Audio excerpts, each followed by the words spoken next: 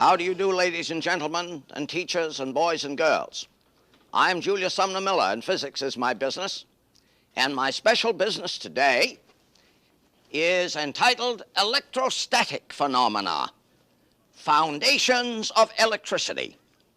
The experiments I will do are absolutely trivial in their nature, but absolutely profound in their meaning. Consider the following. In the 5th century BC, a Greek by the name of Thales made an utterance of this sort. If amber is rubbed, it acquires the property of attracting unto itself light bits of straw and dust. And would you believe it, this was the beginning of all that we have in electricity and magnetism.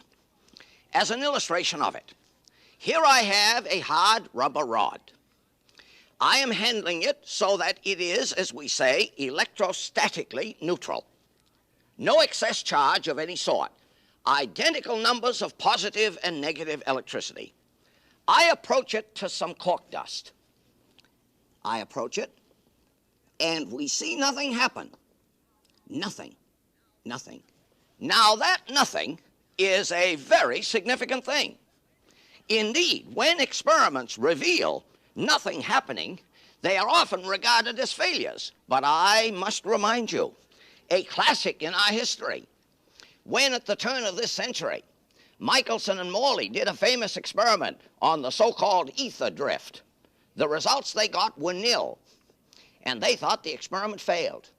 But the genius Einstein took a hold of that so-called failure, and out of that was born relativity. So let's go back. The rod is electrostatically neutral.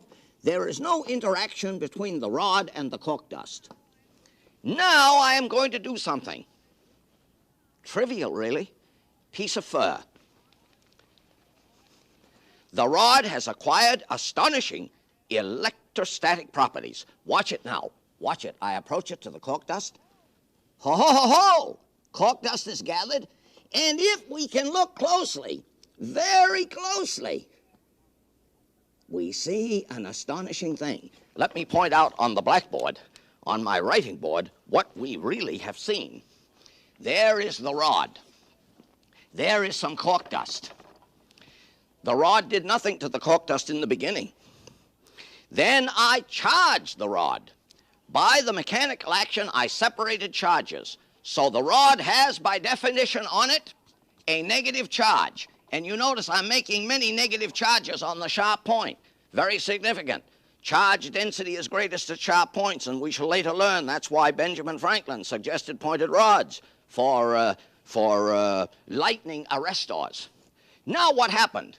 Some of the cork dust got pulled up by actions I will not trouble you with here. So here's the cork dust on the rod. Then after a moment, what did we see? We saw the cork dust jump away. Jump away. That's the significant thing in two parts. One, it was first attracted to the rod. Two, after a moment, it jumped away. I'll not annoy you with any discourse on the physics. This you can explore in the classroom. Consider now a comb, electrostatically neutral. Let me bring it near some paper, little bits of paper, some confetti. And we see nothing happens, nothing. Now, let me rub that comb through my hair.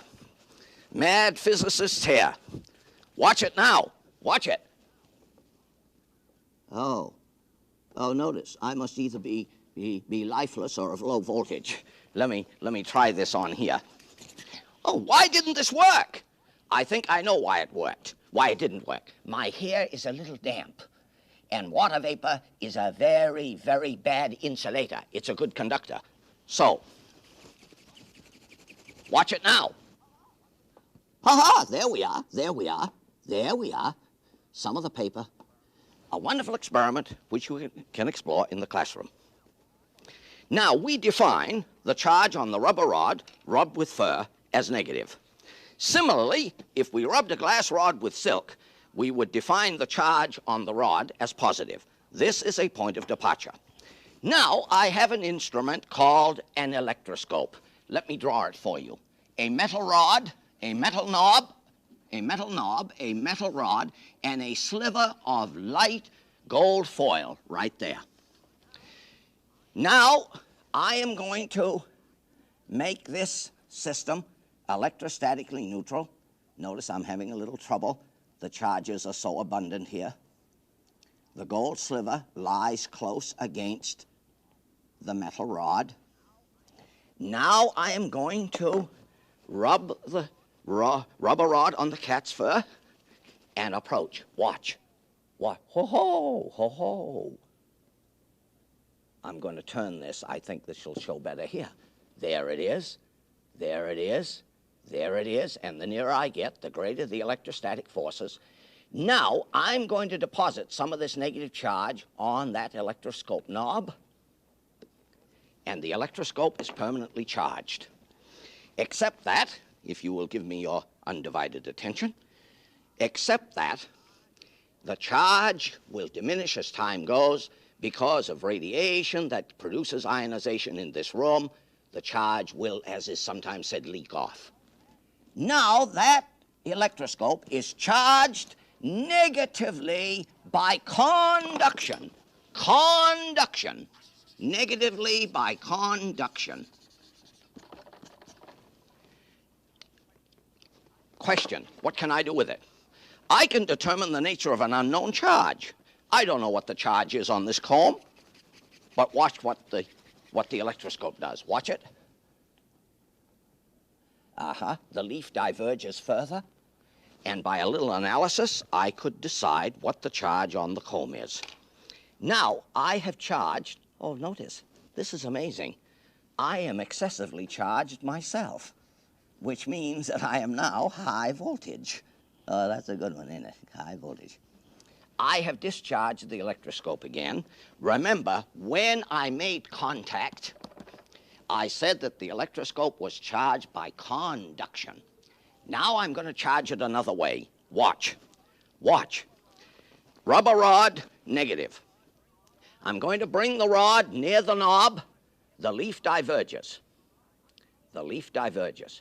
I'm not making any connection. Now I am going to ground the electroscope. The leaf collapsed. Pretty nearly. Now I'm going to take my hand away. Now I'm going to take the rod away. And you see that the electroscope is substantially charged, and the charging this time is by induction. And I'm going to tell you, for your own edification, that when I charged the electroscope by conduction with a negative rod, it had a negative charge on it. When I charged the electroscope by induction, it had an opposite charge. That is, it's now charged positively. I'm going to prove that. Watch. Proof. Watch it. Notice the leaf collapses. That proves to me that the charge there is positive. Now, another very dramatic thing. Here I have two little wads of paper. Can they be seen? Maybe seen better over here. Maybe seen better. Where are they? Yes, two little wads of paper. They are electrostatically neutral because I have touched them and grounded them. Now I'm going to approach them with a charged rod. Watch what happens. Watch what happens. I'm going to approach them with a charged rod.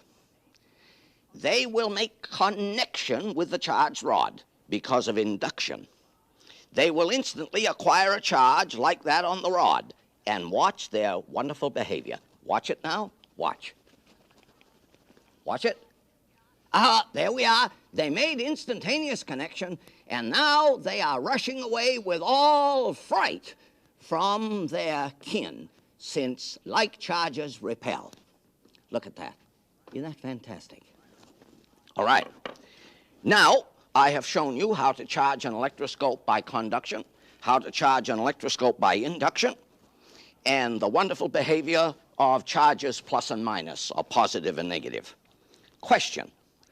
In a lightning storm, charge arises in great abundance on clouds and on the earth. A good protection against electric fields, which arise from great charge density, is the following. You remember, when I have this electroscope, or one such, here is another one, with a leaf on it. If you get closely, you'll see there's a gold leaf. There it is, there it is. There it is.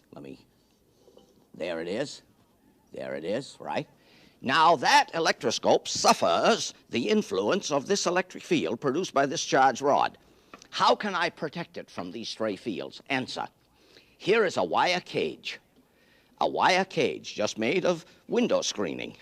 I have put an electroscope in here, and it matters not how intense the electric fields outside, the region inside would be field free. And hence, where would be the safest place in a lightning storm? In a steel railroad car or some such. Something for you to think about. Now, another dramatic experiment to show you the enormous forces that arise when bodies are charged. Here I have a slab of wood. It could be as big as a 2x4 or a 6x8 or a 12x20 and 100 feet long. I have set it nicely in balance on a watch glass. Piece of dry wood, so that it's free to move in a horizontal plane. Now, what would I do? I am going to charge the end of this stick in such a manner. Somebody says he looks like a mad physicist. Yeah, sure. I am doing some work and thus separating electric charges so that the wood now has on its surface one kind of charge and the fur the opposite kind. Now I'm balancing it again, and I'm hoping, of course, that the wood is a poor conductor. Otherwise, I would have grounded it by handling it. Now I'm going to charge the metal, the rubber rod, and watch. Watch. Watch closely. Oh, somebody says it ain't turning, which I had expected it to do. Why? The experiment failed. No, you know I'd blow my stack with that refrain. It did not fail. Apparently friction is too great here, and the electric force is too small.